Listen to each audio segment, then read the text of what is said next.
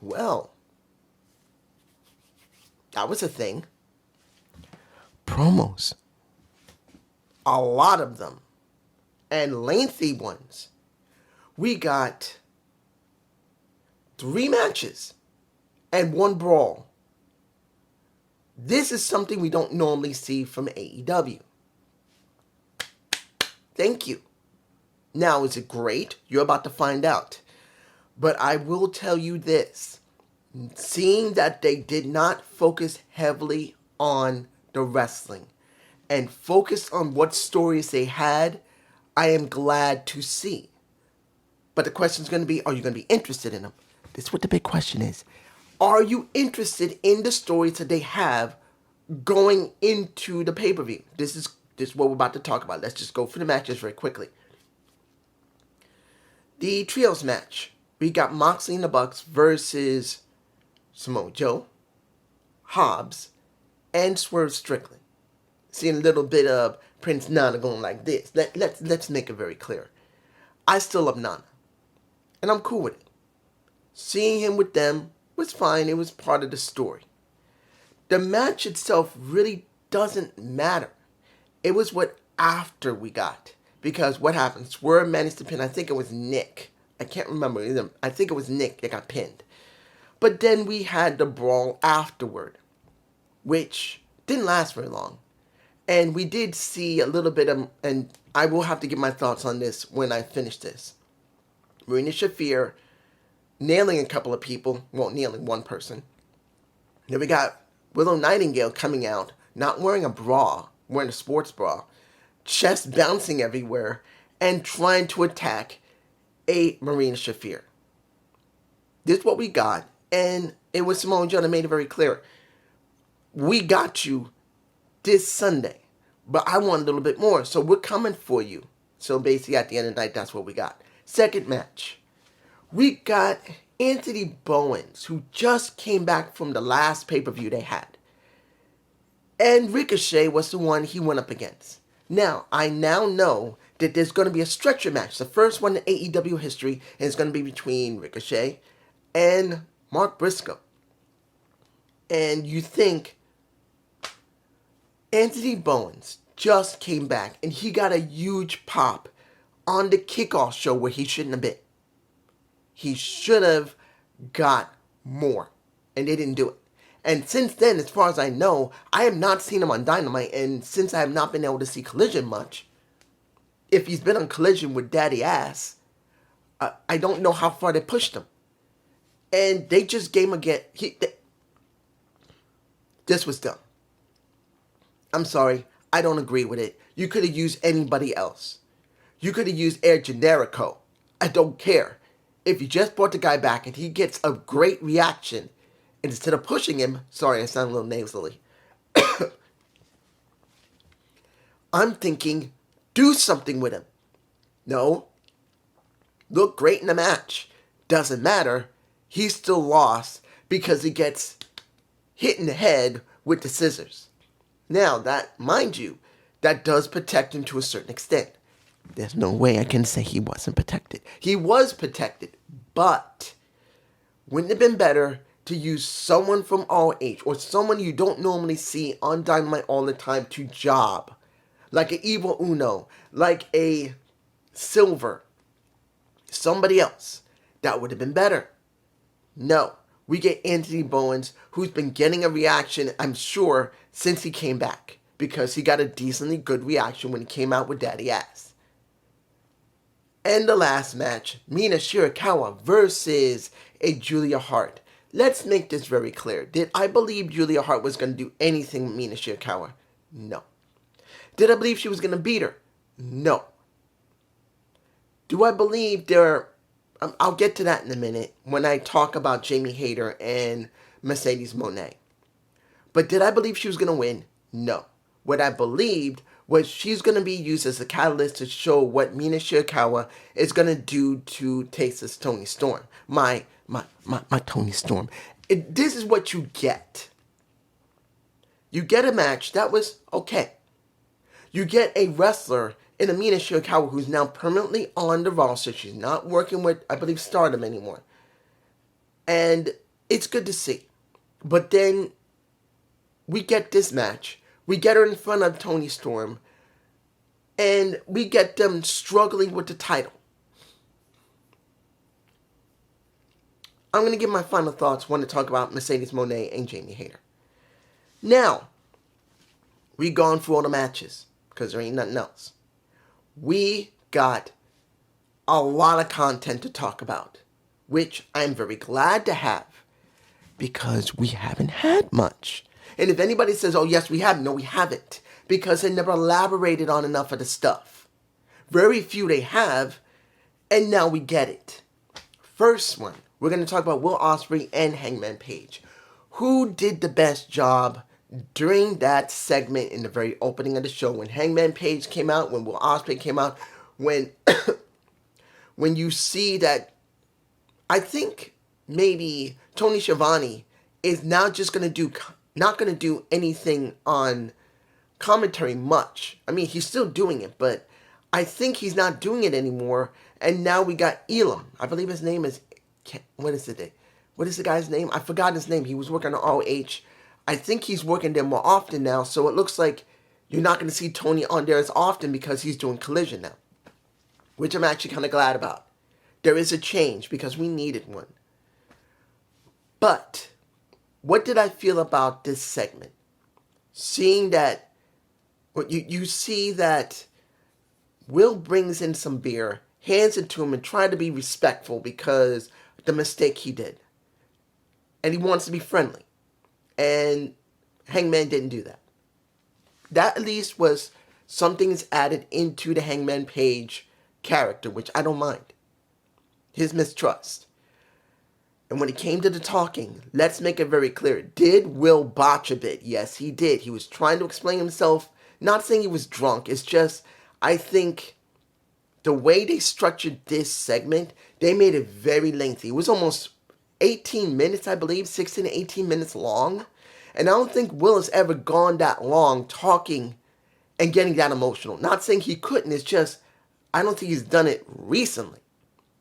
And seeing that we got this story where he's trying to say, look, bruh, this is something I want. I want to prove that since I go from England, 15 hours, come in Tuesday, then work Wednesday, and I have no sleep, but I'm willing to put in the work. And I want to prove to my family, I want to prove to everyone who saw me when I was at my worst, that this is important. I want it to validate not just myself, but everyone who believed in me. Okay. But the one who really made it was Hangman Page. 2 years. Think about this for a minute, guys. Think about this situation. For 2 years, they have told a semi-dynamic story. And I'm not going to say a dynamic story. It's semi-dynamic. Because legitimately, when they started it, I don't think they had a clear view of what they really wanted. Because by the time Cody left and Punk left was the beginnings to near the middle of that story. And when Cody left and when Hangman Page left, let's make it very clear, not Hangman Page, I mean Cody left and CM Punk left, I'm sorry. But when you see how it was, because that story honestly was a little longer than 2 years, because they have been telling this story for nearly 3 years. He says 2 years, but if you're going to be honest, Punk left 2 years ago, Cody left roughly almost 3 years ago, and that's when the story really started, when Hangman Page dealing with Kenny Omega, when he broke away from him, they became champ, and then you could say once the rise began to go down is when Cody had left, and that's when they started the 2-year rise of this story. Of him acting like a drunk, not knowing what to do with himself, then dealing with Swerve Strickland, then pretty much putting Christopher Daniels out, and everything else under the sun, along with when it came to Dark Order and everything else. That's the way it really feels. It started practically, I say 3 years ago, right around the time when Cody left, is when this story where he was having problems with either Kenny Omega or when he became champ, that going to become champ is when they started the story. But I don't think they had an idea how to make the story mean anything. Because when Cody left, and the controversy with Punk, and when it came to the last 2 years, yes, they had something when it came to Swerve and him. And they stuck with that. But after that, I don't think they had a full clue what to do with him. Only now they do. And it's led here. And his line was the most strongest I've seen that I've seen in a while. This culminated in the 2 years since we didn't have any Cody and since CM Punk has been gone too. 2 years. And this culminated to this, and it felt real. Now, do I believe that this is going to lead to him winning? Well, I'm not going to give a prediction because there's no way of telling. Because many people believe it's going to be Kenny. No, not Kenny. Well, technically, what I feel like it's going to be eventually Kenny versus Will Ospreay. And Will probably be the one who's going to win that title. But other people believe it's going to be Hangman Page. And to be honest, I don't know which one Tony is going to be using. I don't know. To be honest, it should be Hangman. But also you could say it easily could be easily going to be Kenny versus Will Ospreay. Because Will looks like he could be the best option to win. It could be either one of them. So I cannot tell you which one is the right one. Is it going to be Will? It's going to be a Hangman Page. But easily, if Hangman Page wins, the person I truly believe he will be going up against after he wins that title will be Swerve. And if it is Will Ospreay, it's going to be Kenny. That's what I believe they're going to. If it's either one of them. That's just my point of view. Next, let's do the Hurt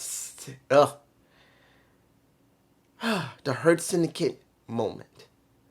What did we really get in the back and then in the ring? I was fine seeing them do the contract signing. I was fine. Excuse me. I was fine with the contract signing. And seeing the heat that they were trying to get between MJF and MVP. I was cool with it. But when you had... Look, I don't hate Dustin. I don't. I still think Dustin's a great wrestler and he can still get over, but it made no damn sense to be sticking Dustin Rhodes and Sammy Guevara, who's in that damn suit, who's basically pacing back and forth. I don't feel anything from them. Nothing. And understand, I'm not blaming a Sammy Guevara, and I'm definitely not blaming I want to make this very clear. Neither one of them are issues here. I've had no interest in them. They should not be on ROH. They shouldn't. They should be spending more time on either Collision or Dynamite. And especially that Dynamite's been on Thursday for the last couple of days, and I'm sure they might get a little bit better bump in ratings, but probably not much. But the point is, I should feel something for the ones who are on Dynamite or Collision consistently. Why would I care about the tag team from ROH? Why? Are you going to merge the titles? No. You're just going to have them carry the titles. I never understood that. So when I saw this, it made no sense. I didn't feel a damn thing. And that made me angry. Because I want to feel something from Sammy. I want to feel something from Dustin. But I can't. Why would you feel anything? I'd rather have the Outrunners do something. Hell, we got a segment from FTR. Why isn't FTR going after the Hurt Syndicate? We get them, and these writings to this, Niles McGuinness, who is basically a Pat McAfee. I didn't say it, but it's obvious. They copied what WWE did with Pat Mac. I'm sorry, that's what they did. This is about Pat McAfee. The only thing is, it's a tag match. I don't care. I want to see FTR actually have story with the damn champs. You should give them a rise. You should let them go for the tag division, which is almost non-existent, but at least you got some people there, and I haven't seen a damn thing. I don't feel anything. And that's sad. It's stupid. But this is the way we got it. I don't blame the Hurt Syndicate. I like the story. But they didn't need to have Sammy Guevara and Dustin out there. It was not necessary. It wasn't. You could have done this on Collision, not on Dynamite. I'm sorry. Moving on.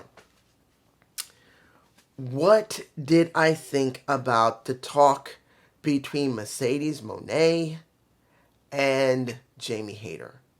I'm going to be honest here. Jamie sounded so scripted. Look, I actually like Jamie.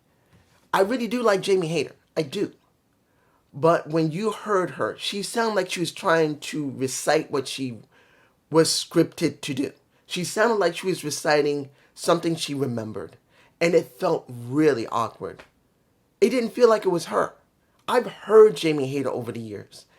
And she doesn't sound that bad. She doesn't. But here she sounded like she was trying to hit every bullet point that she needed. And the one that sounded more legitimate was Mercedes.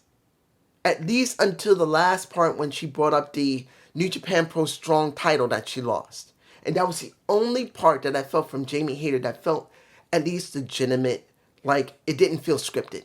Because everything else about her doing the work and all this crap just felt so scripted. Not that it's a lie. It's a script. And it's your job. Understand, guys. When these wrestlers come out doing this long, lengthy talk, either they're going to do ad-libbing. Some of them do. They have basic direction. Like a method actor will do they'll get a basic understanding what they want. And a method act, if I remember correctly, a method actor will just play it by ear. They will go by the points that's needed for the scene, but sometimes they just play by ear and just say whatever really fits that really emotional moment. And that's what wrestlers are supposed to do. Not just recite what they read, but to make it as emotional and mean something. And I think that Jamie just did not have it. And when it came to Mercedes, she looked better. Now, I'm not saying Mercedes is a great one either. She's not. But she felt more legitimate. And that is what hurt it for me. Now, was it good to see that Jamie got up on her after you get the shove to the face by a Mercedes? Yeah, it was fine. But in the end, do I really believe? Do I believe Jamie Hayter is going to win? Honestly, no. I just don't. She doesn't feel like she's going to win. Because it feels like, and this is the thing, this is what kills me. You have two tiers of titles. Mercedes has barely defended her title in AEW. She's defended all her other titles, I'm sure, and then lost a New Japan Pro Strong title. Hearing her say that she's the greatest AEW TBS champion after having 25 wins in over 300 some odd days, more than 300, I think 320 she said, I can't remember, feels so empty because of how strongly Jade Cargill was pushed by over 60 wins, more than a year, that she got what she got. And yes, she's trying to play it up, but it just feels so empty. Yes, she's got 3 titles now instead of 4. And that's the reason why I'm going to be thinking, okay, this is the reason why she's going to win. But in the end, she doesn't feel as legitimate as Jade Cargill, who didn't even do a great job at it. Look how Jade is on WWE TV. Let's be honest here, going away from AEW for a minute. If you look at Jade Cargill's body of work since she's been in WWE, it hasn't changed. She hasn't improved. And I'm not saying that because I'm a hater. I actually still like her. I think with time she will develop if she's open-minded and works hard at it. I don't think she's working hard at it. She does to look. But it takes more to be a pro wrestler in WWE, particularly now where they want to do more story than wrestling. She doesn't have it. She needs to work at it. Naomi looks better than her. And she does. and they're not pushing her. Let's move on. Let's go to the final part. The fight at the end of the show. Did I really care? No. But was it necessary? Yes. Every promotion has done this. Let's make it very clear. Do they need to always do it? No. But every promotion's done it, and I'm not surprised they did this. But here's the problem, and it's two of them. Marina Shafir and Willow Nightingale. That is going to be the major problem we're going to have. Anarchy in Arena should be done with women, and Anarchy in the Arena should be done with men. You can't go half-ass on either one. And it just did. They're going to have Marina Shafir fighting a Willow Nightingale. And don't get me wrong, they're going to do the best they can, and maybe they'll make it great. But seeing those two, where I know for a fact that you're not going to be able to have Marina Shafir go up against the men a lot. Only a few hits, and then you're going to have Willow take her out. And then vice versa by Willow. That's the problem you're going to have. Instead of having what? Like 4 to 5 people in there that are men, going up against 4 to 5 people in there with men, you're going to have maybe 4 men and 2 women who are going to try their best to work with the men, but in the end, they can only go so far with the men. They can't powerbomb every man there. I'm sorry, I don't see Marina Shafir powerbombing a powerhouse Hobbs. Yeah, she can do something with Shibata, and Willow can do something with Wheeler Yuta. Everyone else is too large, and both of those women are not that strong. So that is going to make Anarchy in Arena look bad. And here's my thoughts on what happened in the beginning of the show, because I didn't say this earlier. When it comes to, we're going to have the final match for the Owen Hart close the show after Anarchy in Arena, because Will Ospreay went and lobbied for it. This is going to be a very hard sell. And he said it himself. After all of the Anarchy Arena and everything else, I asked for this. Why would I do this? And I said, we're the most important thing. Here's the thing. They're doing this. They're not going to open Will, and they're not going to open with Hangman. They're not. I don't know what they're going to do when it comes to Mercedes and Jamie Hayter. They may open with them. Seeing that these two will close the show, unless something extremely surprising happens, this is a mistake. Because if they make this stretch all the way near 1 o'clock in the damn morning, as much as we're going to like seeing the match, and it'll be a good match, it will be near 1 in the damn morning. And unless they do something extremely surprising, and they bring someone in that is going to fuck over Will Ospreay, I don't know. Or fuck over Hangman Page. I don't know. Unless they do something special that's going to fuck one of these guys over, I promise you, people are going to be pissed about it. Having a show that leads up to almost 12, past 12, going near 1 in the morning, because they've done it a couple of times already, people are not going to be happy. But it's just me. Peace.